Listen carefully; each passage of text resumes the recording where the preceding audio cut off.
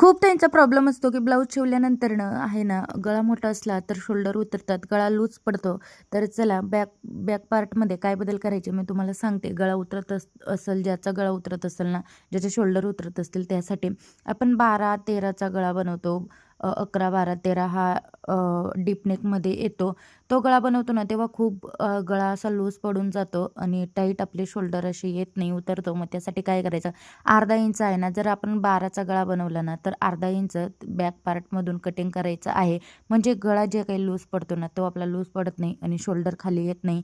आपलं अंगाला चिटकून असं शोल्डर राहतं आणि व्यवस्थित आपलं ब्लाऊज फिटिंगमध्ये बसतं. तर चला कशी वाटली ही ट्रिक ते कमेंटमध्ये नक्की सांगा आणि ही खरंच कामाची ट्रिक आहे.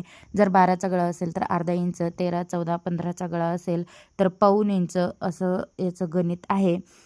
हे ट्रिक आम्हाला फॅशन डिझायनिंगमध्ये मॅमने शिकवलेले आहे. ते तुम्हाला मी शेअर केले. तर चला बाय.